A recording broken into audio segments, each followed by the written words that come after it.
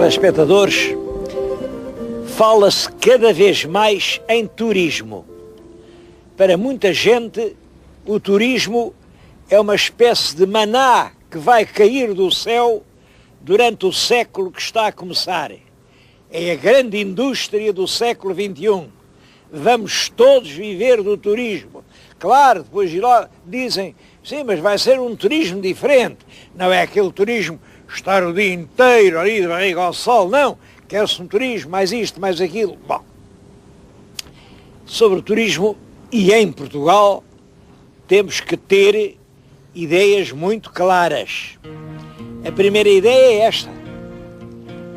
A grande realidade do turismo português é, atualmente, e não vai deixar de ser, a realidade das belas praias algarvias. Eu estou-lhes a falar aqui no Sotavento, eu estou perto da Foz do Rio Guadiana. Daqui até à Ponta de Sagres são 150 quilómetros de praias. E depois a Rocha dá a volta e ainda mais outros 50 quilómetros, quer dizer, 200 quilómetros de praias privilegiadas, com um areal fino, dourado, magnífico, um clima único. Este é realmente um dom da natureza e não tenham dúvida nenhuma. Por mais voltas que o turismo der, o Algarve é a joia da coroa do turismo português. É por isso que hoje lhes venho falar ao Algarve, venho falar no passado, no presente e no futuro no Algarve, e queria levá-los até um sítio bem curioso.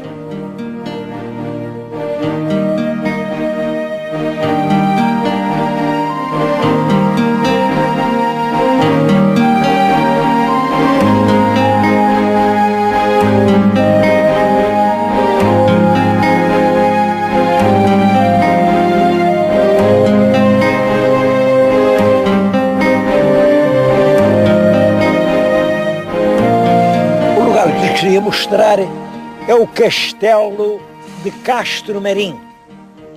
Eu estou agora aqui no alto das muralhas do Castelo de Castro Marim. Devo dizer, quando fizeram este castelo, já isto se chamava Castro há muitíssimos anos.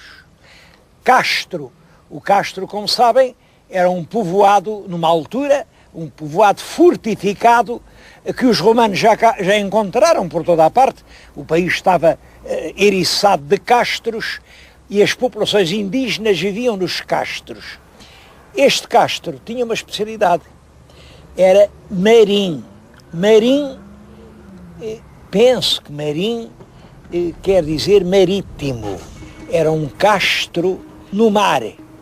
Há escritores que dizem que isto era uma pequena ilha aqui junto à foz do Rio Guadiana, mas uma ilha com condições espantosas. O meu telespectador, olhando para além, ainda vê umas manchas brancas. Bom, são salinas. Quando eu estive aqui há uma dúzia de anos, tudo isto eram campos brancos. Agora já são exceções. As salinas exploradas, quase tudo são talhos abandonados. Ora, o sal é uma das primeiras riquezas que estão na base do comércio humano. Toda a arqueologia portuguesa está relacionada com o sal. Eu já disse isso várias vezes, estou absolutamente persuadido de que as rotas do Campaniforme estão ligadas aos caminhos do comércio do sal. Portugal e esta zona cheia de um sol intenso, de águas muito, muito salgadas, prestava-se a fazer sal rapidamente. E sem sal, ninguém pode viver. O seu telespectador, não sei se foi batizado, se não.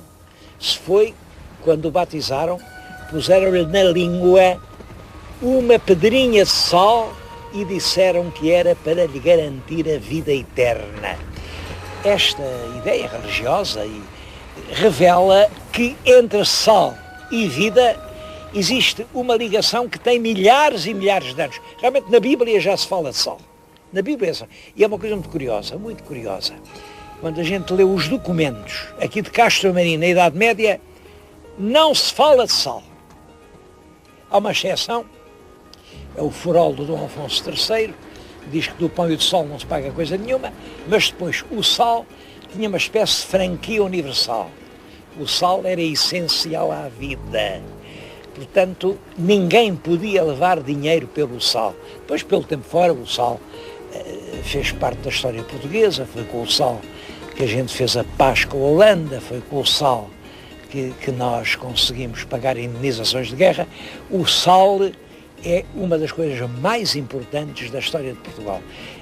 E eu espanto-me, sinceramente, com a pouca importância que os nossos historiadores têm ligado ao sal.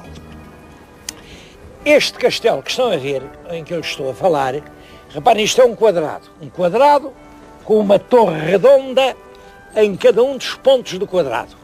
Isto, portanto, é uma coisa moderna, é uma coisa do tempo do rei Dom Manuel, século XVI. É muito curioso, nas lendas do Gaspar Correia, aparecem desenhados castelos exatamente iguais a este. Na Índia, no norte da África, por toda a paz onde os portugueses andaram, faziam assim grandes paredes para se defenderem, viviam lá dentro, eram feitorias reforçadas, e foi isso o que o rei Dom Manuel fez aqui. Bom, mas fez isso num lugar que, quando ele construiu o castelo, já tinha milhares de anos de história. Milhares.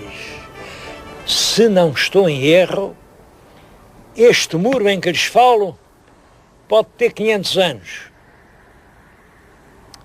Aquelas paredes que além veem podem ter 2.800. 2.800. Portanto, são muito anteriores à chegada dos romanos. Mas vamos lá, que eu prometo que vão ter uma grande surpresa.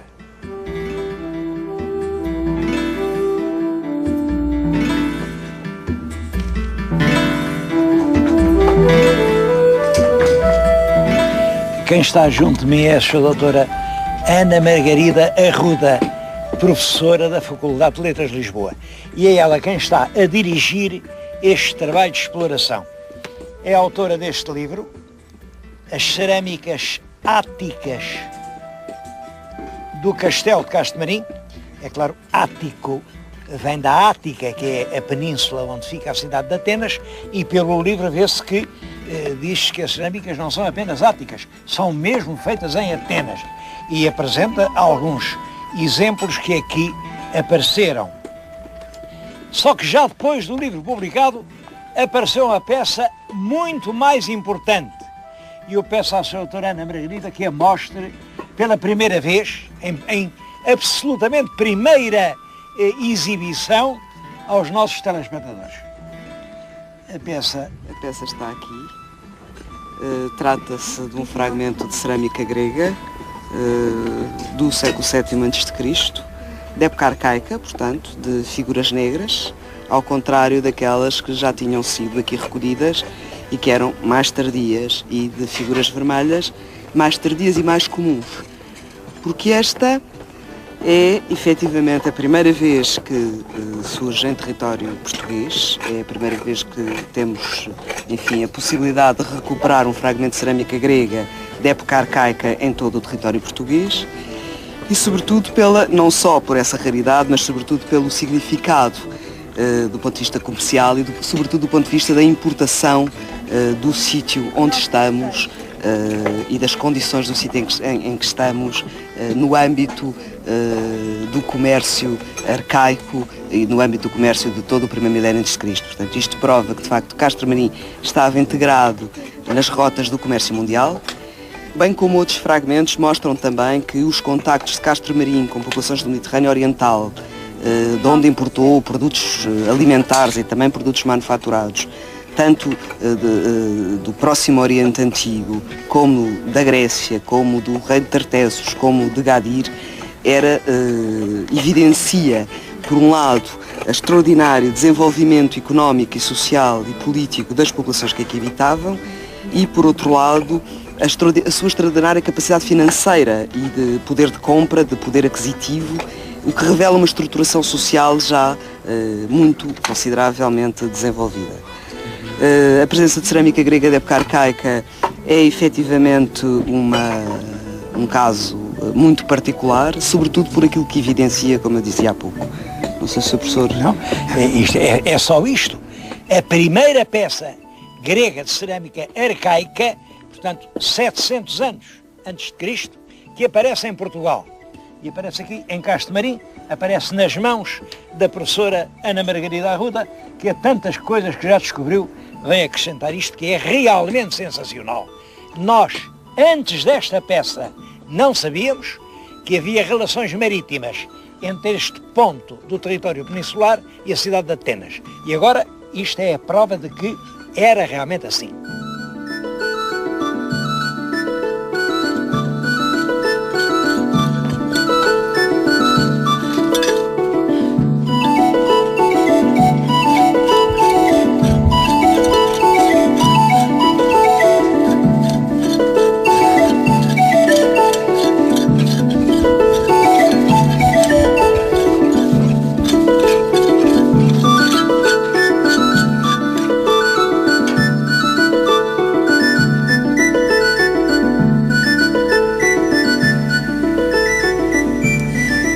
Estamos a navegar no meio do estuário do Guadiana e vemos lá ao fundo o castelo de Castro Marim.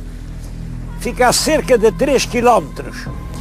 Agora pensem que na época romana o estuário era muito mais largo. As águas iam bater mesmo na falésia do castelo. Era mais fundo, as águas eram muito mais marítimas, havia aqui uma pesca muito abundante e quem dominava o estuário era aquele promontório rochoso com as fortificações de várias épocas que lá estavam, desde os romanos e desde ainda antes dos romanos. Aquilo era um esporão de rochas que dominava este grande mar interior. Foi essa situação que fez a grandeza de Castro Marim. Bom, mas depois o estuário foi assoreando.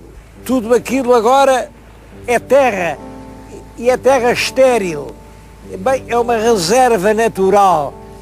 Eu não sei, mas é uma reserva que fica lá para as espécies, para os flamingos, que nidificam lá muitas aves.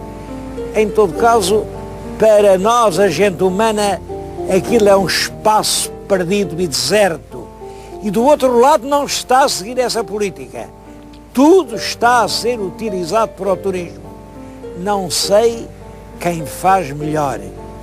Seja quem for, o certo é que foi este assoreamento do estuário, esta criação das dunas e dos sapais que colocaram o castelo de Castro Marim, que outrora dominava o mar, agora no interior da terra. É realmente um castelo sem função. É aí que começa a decadência inexorável de Castro Marim.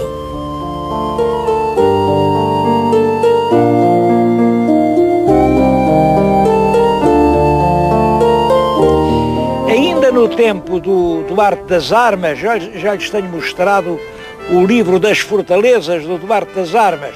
Ele, reparem, desenha aqui Castro Marim e mesmo junto dos muros do castelo, lá estão naus, navios com as velas esfaldadas, grandes navios. Navegava-se até aqui. Bom, mas isso no século XVI ainda era assim, mas já começava a ser muito difícil e rapidamente deixou de ser. Hoje ainda há esteiros, a água chega aqui muito perto da povoação, mas já não é navegável. Bom, ficou, portanto, um porto asfixiado.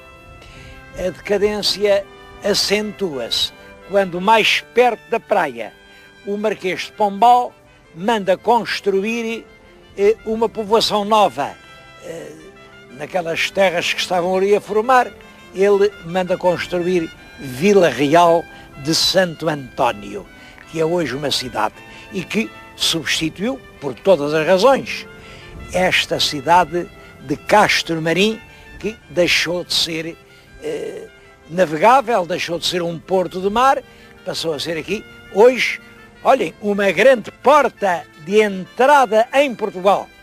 Quem atravessar a ponte, e milhares de automóveis em cada ano atravessam a ponte e entram em Portugal. Isto é a fortaleza de São Sebastião, mandada construir pelo rei Dom João IV nos tempos da Guerra da Restauração. Porque, é claro, esta zona aqui era uma zona, passava-se o rio com facilidade e para, portanto, proteger o rio contra eventuais ataques vindos do exterior, o rei mandou fazer uma grande fortaleza. Eu bem sei que é caro restaurar uma coisa destas, mas o estado em que está é que é incompatível com o desenvolvimento turístico que se pretende, sobretudo com o tal desenvolvimento de braço dado com a história, porque Castro Marim pretende avançar com os seus dados e as suas glórias históricas, que não são poucas.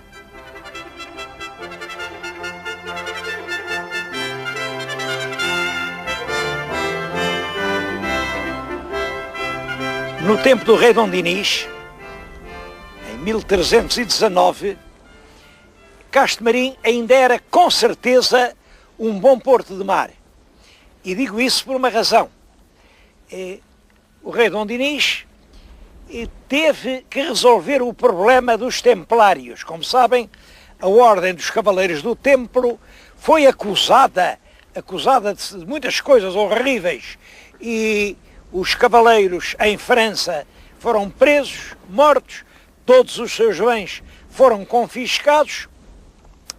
Aqui nos reinos peninsulares, os reis também extinguiram a ordem, porque quem a mandou extinguir foi o Papa, mas pegaram nos bens e nos cavaleiros e organizaram outras ordens.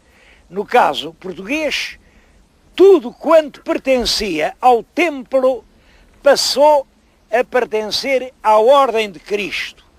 E a Ordem de Cristo, no fundo, era a Ordem dos Templários, apenas com um outro nome. Um outro nome e uma coisa muito curiosa. E uma outra sede. Todos sabem que a sede original da Ordem do Templo é Tomar. Já lá lhes mostrei aquela soberba igreja dos Templários. Ora bem, Dom Dinis decide que agora, em vez de Tomar, passa a ser Castro Marim. Eu já tenho lido em certos livros, bom, é que era uma terra da fronteira e, portanto, havia a possibilidade. Não, isso não é verdade, não era nenhuma terra de fronteira inimiga, porque, olha, estão a ver ali, aquela terra branca, era Ayamonte. Ora bem, Ayamonte, nessa altura, até era portuguesa. Portanto, isto aqui não era fronteira. O que era uma terra litoral, sujeita à constante flagelação dos navios corsários.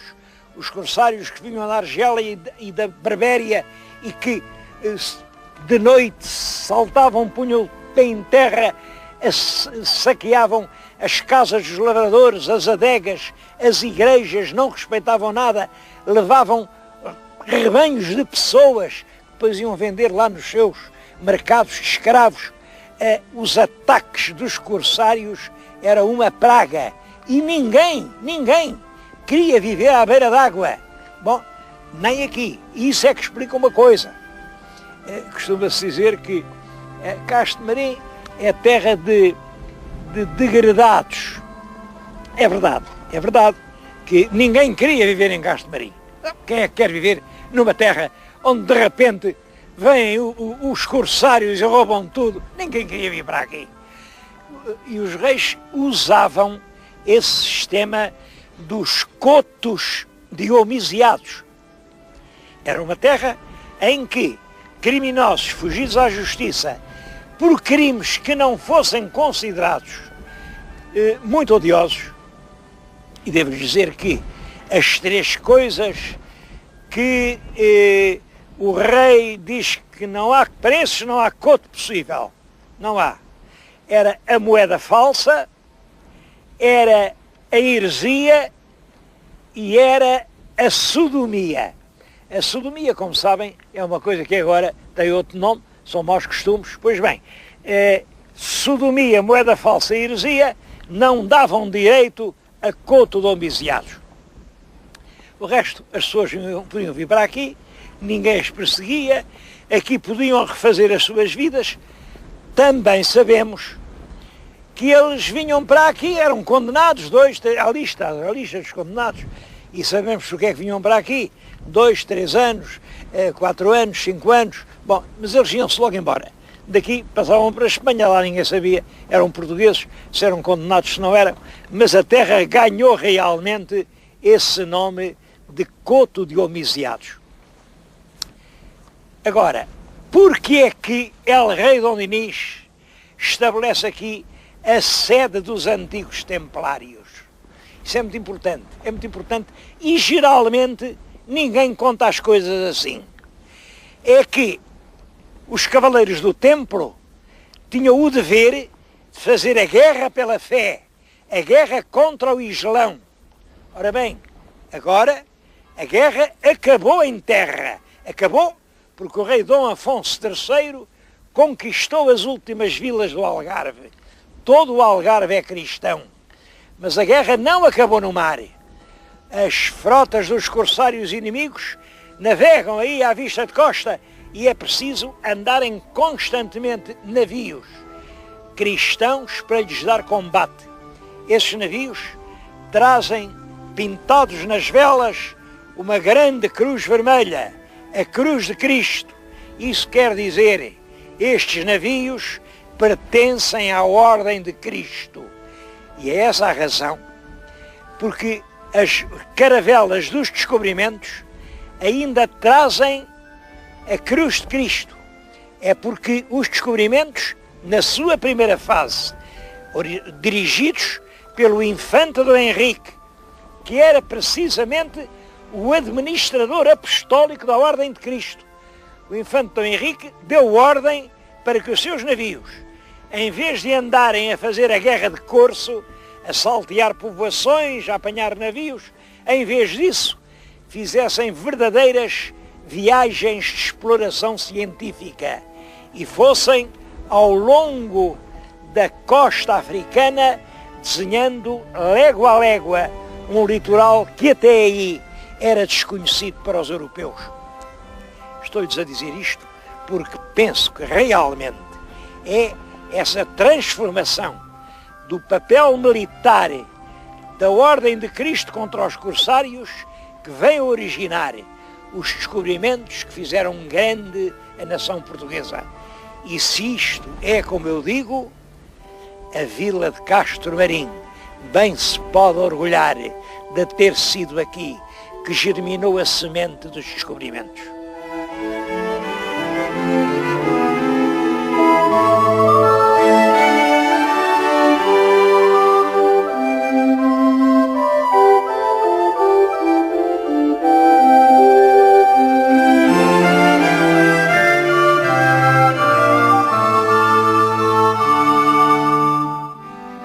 Não admira que uma terra com tanto passado histórico recorra à história para fazer o seu turismo.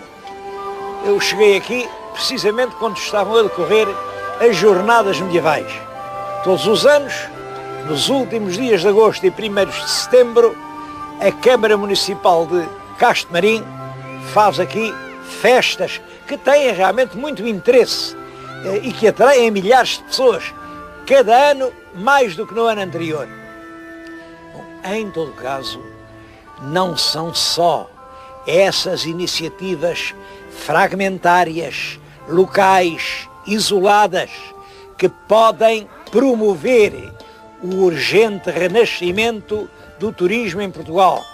É preciso um grande plano, um plano que abranja todo o Algarve, um plano que abranja todo o país. Olha, e um plano, por exemplo, que não permita que logo à entrada do país, a primeira imagem que se nos depara é aquele triste espetáculo de uma fortaleza a cair em ruínas.